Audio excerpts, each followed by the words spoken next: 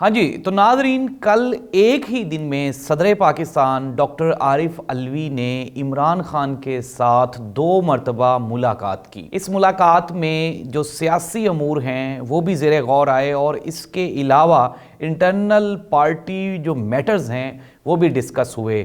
और दूसरी जानिब हमने देखा कि फवाद चौधरी का 2 दिन का रिमांड दे दिया गया। आरिफ अलवी साहब के साथ इमरान खान की क्या बात हुई और उन्होंने कौन सा मैसेज इमरान खान को दिया, ये हम आपको बताएंगे आज के प्रोग्राम में। और आगे चल के कौन कौन सी गिरफ्तारियां होने वाली हैं ये भी हम आपको बताएंगे। तो सबसे पहले हमारा चैनल सब्सक्राइब कर लें। प्रोग्राम का आगाज़ करते हैं।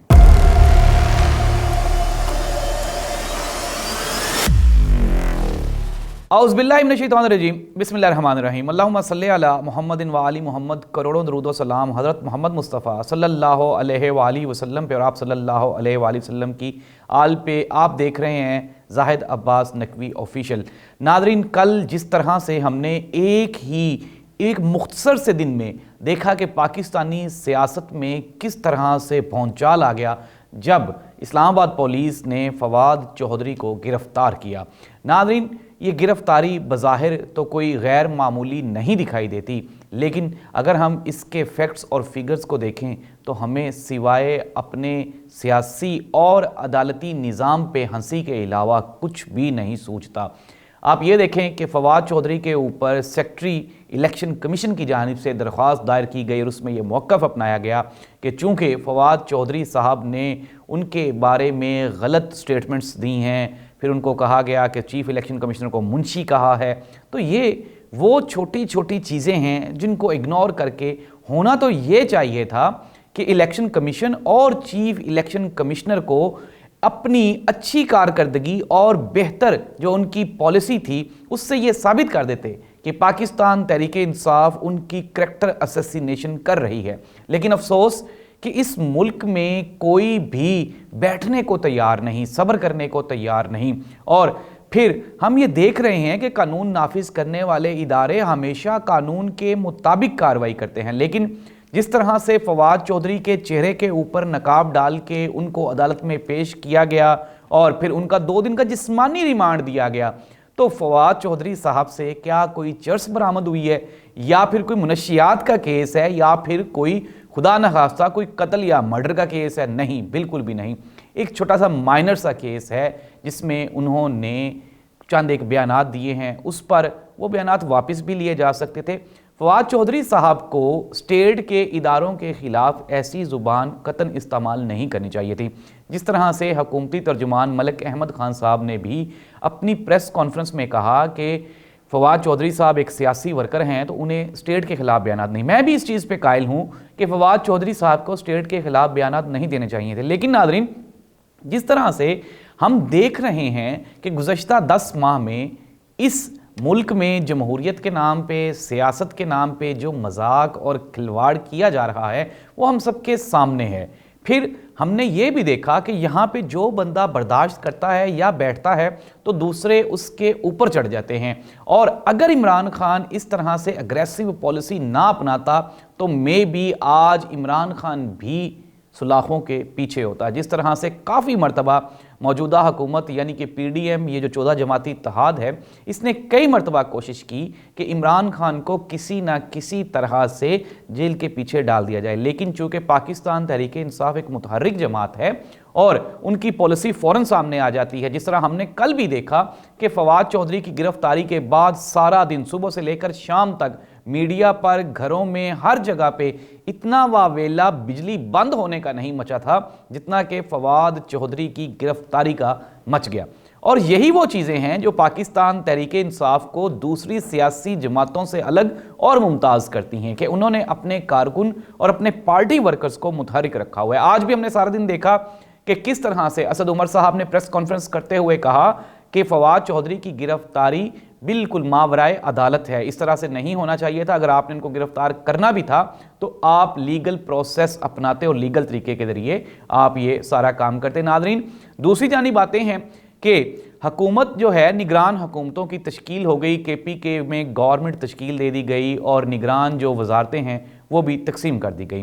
पहले पाकिस्तान तहरीक-ए-इंसाफ ने आज़म खान साहब के नाम पे مکمل اتفاق کیا، لیکن کل جب کابینہ کی تشکیل ہوئی اور آج وہ مکمل ہوئی تو پی ٹی آئی نے وہاں پہ بھی اعتراضات اٹھا دیے ہیں، اور ہم نے بھی دیکھا ہے کہ وہاں پہ کچھ لوگ جو ہیں وہ دوسری سیاسی جماعتوں سے وابستگی رکھتے ہیں اور ان کو کابینہ میں شامل کر لیا گیا۔ دوسری جانب پنجاب میں ہم نے دیکھا کہ وزیر اعلیٰ پنجاب کی جو تقرری ہے وہ سٹل ابھی تک وہ پاکستان تحریک انصاف نے اس کو ایکسیپٹ نہیں کیا۔ لیکن یہ سارے کا سارا عمل، ناظرین یہ سارے، آپ کو ایک چھوٹی سی اور ایک بات بتا دی جائے کہ نگران حکومت کی سب سے بڑی ذمہ داری ہوتی ہے اس صوبے میں یا اس ملک میں الیکشن کو آرگنائز کروانا، اور اس طرح سے کروانا کہ آئندہ الیکشن میں کوئی بھی سیاسی جماعت یا سیاسی مخالفین یہ شور نہ مچا سکیں کہ کرپشن کی گئی۔ لیکن بدقسمتی سے پاکستان میں نگران حکومت بنتے ہی ایسے معاملات کر دیے جاتے ہیں جس کو پھر سنبھالنا مشکل ہی نہیں ناممکن ہو جاتا ہے، اور اگلے 5 سال پھر ہم لوگ سنتے ہیں کہ الیکشن میں دھاندلی ہوئی۔ کل عارف علوی صاحب جو ہیں وہ ایمرجنسی لینڈنگ کی انہوں نے لاہور میں، وہ ایک بڑا میسیج لے کر آئے، عمران خان کے لیے ایک بڑا میسیج تھا۔ عمران خان کو پاکستان کے طاقتور حلقوں کی جانب سے یہ میسیج دیا گیا کہ خان صاحب آپ اپنی جو پولیٹیکل ایکٹیویٹیز ہیں ان کو بہتر لے کے چلیں، اور اداروں کی طرف جو ہے اپنا نشانہ ذرا وہ محفوظ کر کے رکھیں، ابھی نہ چلائیں، کیونکہ معاملات کو سب لوگ دیکھ رہے ہیں، اور پاکستان میں ہم سب لوگ جانتے ہیں کہ جو طاقتور ادارے ہیں وہ ملک کی جو سیاسی صورتحال ہے اس سے بے خبر نہیں ہیں۔ تو عمران خان کو ایک بڑا میسیج دیا گیا، جس کے بعد پھر ہم نے دیکھا کہ جو پاکستان تحریک انصاف کی جو وہ ایک اگریسو پالیسی تھی وہ آہستہ آہستہ ٹھنڈی ہونا شروع ہو گئی، اور اس طرح سے عمران خان کو یہ بتا دیا گیا کہ الیکشن اپنے وقت پر ہوں گے، اور جو نگران حکومت کسی کی بھی بن جائے لیکن معاملات جو ہیں وہ سیاسی جو معاملات ہیں وہ بخوبی سر انجام پائیں گے، اور نگران جو حکومت ہے وہ آپ کے ساتھ بھی تعاون کرے گی۔ اس کے بعد پاکستان تحریک انصاف کا جو شور تھا، جو کھپ تھی، وہ آہستہ آہستہ کم ہو گئی۔ ناظرین ایک طرف تو یہ سیاسی بحران ہے، دوسری جانب ہم لوگ دیکھ رہے ہیں کہ ڈالر آج موجودہ دور میں 255 روپے کا ہو گیا، یعنی کہ معاشی عدم استحکام کی پیک پر ہم لوگ پہنچ چکے ہیں۔ مفتیٰ اسماعیل جو کہ پاکستان مسلم لیگ نون کے سلیکٹ کردہ وزیر خزانہ تھے، نہ صرف انہوں نے پہلے ریزائن کیا، اب وہ پارٹی کی پالیسی پر شدید تنقید کر رہے ہیں، اور انہوں نے کہا کہ اسحاق ڈار صاحب کو یہ سمجھ ہی نہیں لگ رہی کہ آئی ایم ایف کے پاس جانا ہے یا نہیں جانا۔ پہلے انہوں نے غصہ دکھایا آئی ایم ایف کو، پھر اس کے بعد ان کی منتیں اور ترلے شروع کر دیے، اور کوئی آپشن نہیں بچا کہ آئی ایم ایف کے پاس جایا جائے۔ مفتیٰ اسماعیل کی صورت میں کراچی میں یا سندھ میں پاکستان مسلم لیگ کو ایک ہونہار ورکر سے بھی ہاتھ دھونا پڑا، جس طرح انہوں نے اعلان کر دیا کہ وہ اب سیاست میں حصہ نہیں لیں گے۔ تو ناظرین یہ پاکستان مسلم لیگ نون کے لیے ایک تشویشناک اور خطرناک خبر ہے۔ سندھ میں آلریڈی پاکستان مسلم لیگ نون کا وجود آپ کے سامنے ہے۔ بلدیاتی انتخابات میں ہم نے دیکھا کہ وہاں پہ مسلم لیگ نون کی وہاں پہ موجودگی ہمیں دکھائی ہی نہیں دی۔ اس طرح سے مسلم لیگ نون کو یہ ایک بڑا جھٹکا ہے۔ تو دوسری جانب ناظرین ہم لوگ دیکھ رہے ہیں کہ آج چودھری برادران نے بھی اپنی جو سیاسی موجودگی ہے اس کا اظہار کیا۔ پرویز الہی صاحب نے ایک طرف یہ بھی کہا کہ پاکستان تحریک انصاف کو اسمبلی نہیں توڑنی چاہیے تھی، اب توڑ لی ہے تو گرفتاریوں کا سلسلہ جاری رہے گا، اور پھر انہوں نے اپنی جو پارٹی کی تنظیم سازی ہے، چودھری شجاعت حسین کو پارٹی صدارت کے عہدے سے ہٹا کے وجاہت حسین کو پارٹی کا صدر وہاں پہ انہوں نے نومینیٹ کر دیا، اور جنرل سیکرٹری کی جو سیٹ ہے وہ بھی انہوں نے چینج کر دی۔ اس پاکستان مسلم لیگ کاف بھی جو ہے وہ آئندہ آنے والے الیکشنز کی تیاری میں مصروف آپ کو چند لمحوں بعد دکھائی دے گی، اور پاکستان کی تمام سیاسی جماعتیں کچھ بھی کر لیں، لیکن جس طرح ہم آپ کو ہر پروگرام میں بتا چکے ہیں کہ آئندہ 90 دنوں میں الیکشن ضروری ہی نہیں ناگزیر ہو گیا ہے۔ جو ہم نے کل دیکھا، جو ہم گزشتہ 10 ماہ سے دیکھ رہے ہیں، اس کے بعد پھر کے پی کے اور پنجاب اسمبلیز میں آئندہ چند دنوں میں آپ کو جو سیاسی میدان ہے وہ بالکل کلیئر دکھائی دے گا، اور ہم لوگ دیکھیں گے کہ تمام سیاسی جماعتیں الیکشن کی طرف جائیں گی۔ ہاں، الیکشن کمیشن پر اور دوسرے جو قانون نافذ کرنے والے ادارے ہیں، پاکستان تحریک انصاف کی جو پالیسی ہے وہ ہمیشہ اگریسو رہی ہے، اور ابھی آگے چل کے بھی ہم لوگ دیکھ رہے ہیں کہ عمران خان اور پاکستان تحریک انصاف نہ ہی تو حکومت کو سپیئر چھوڑے گی اور نہ ہی وہ پاکستان الیکشن کمیشن کو، تاکہ یہ پریشر بلڈ رہے اور الیکشن کا اعلان کر دیا جائے تاکہ الیکشن مقررہ وقت پر ہو سکے۔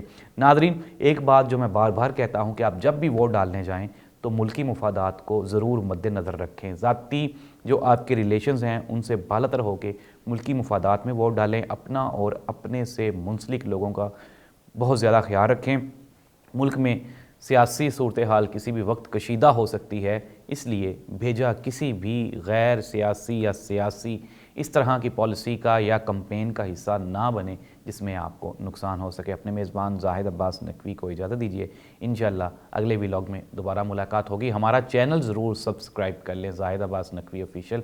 دوبارہ ملاقات ہوتی ہے، اللہ حافظ۔